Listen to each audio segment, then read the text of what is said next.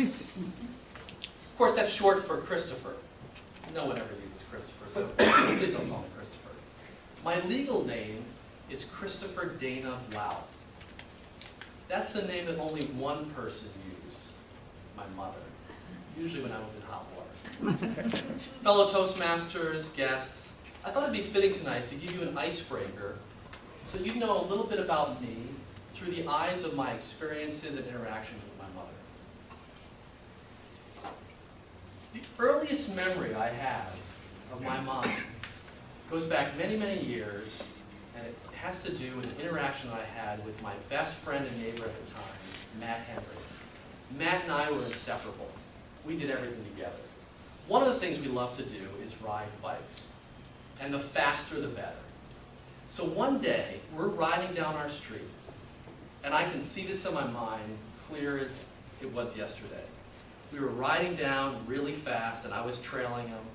I was maybe about 5, I don't know if I was 6 or 7. I was young, but just learning how to ride a bike. And my front tire clipped his back tire. And that's all I remember.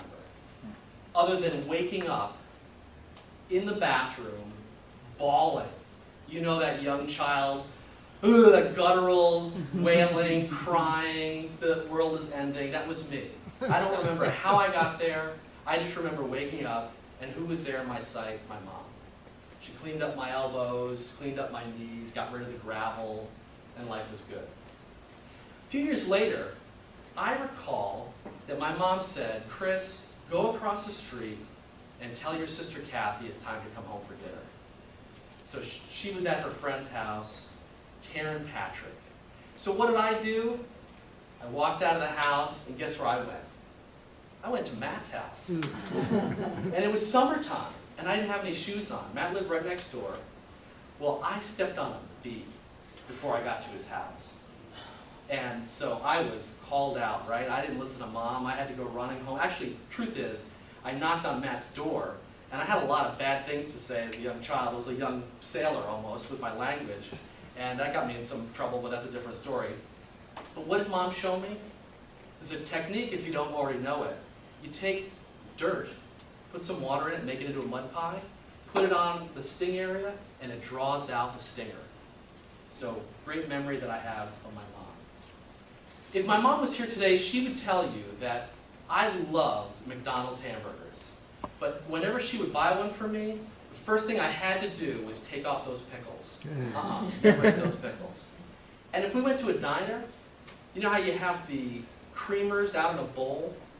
I used to open those up and chug those. 3, 4, didn't matter. A few years later, we were driving from upstate New York, grew up in the Poughkeepsie area. It's about 60 miles north of New York City. And when you go through the Bronx to get to Queens, you go over the Whitestone Bridge.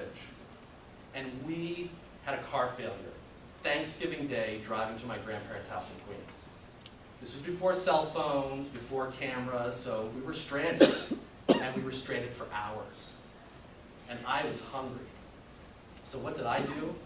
Well, I went in the back of our station wagon. This was before minivans. So, and we didn't wear seatbelts, of course. So I probably was riding the back, but nonetheless, I was there, and there were the pies. So I dug in, and I started eating a pie. So I'll tell you what, don't ever eat a mincemeat pie. Do you even know what a mincemeat pie is? Yeah. I don't know what a mincemeat pie is, but that is just not good stuff. If you like it, I'm sorry if I offended you, but that was just, it took me a couple months of therapy to get over that. I can talk about it. Well, sadly, about 9 months ago, my mom called. She lived in Melbourne, Florida, and she said, my cancer's returned. And so we went through the difficult task of preparing for death. And the doctors were just about spot on in terms of her time to live, about 6 months. And I had the unique opportunity to actually witness her die.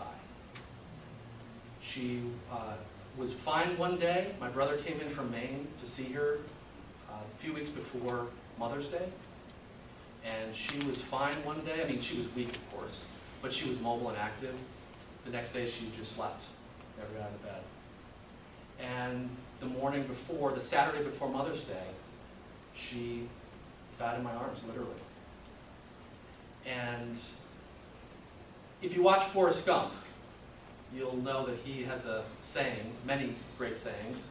And one of the things he said is, Mama always said, dying is just a part of life. I wish it wasn't like that. And I would agree with Forrest Gump. I wish it wasn't like that.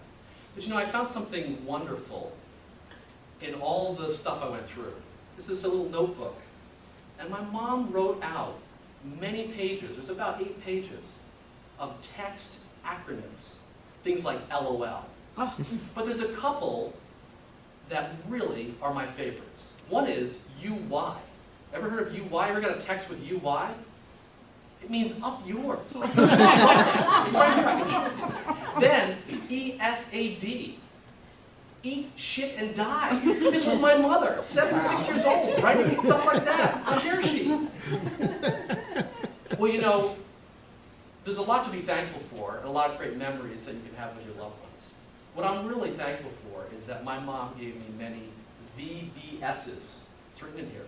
VBS is very big smile. So I appreciate my mom for giving me very big smiles throughout my life. Thanks so much.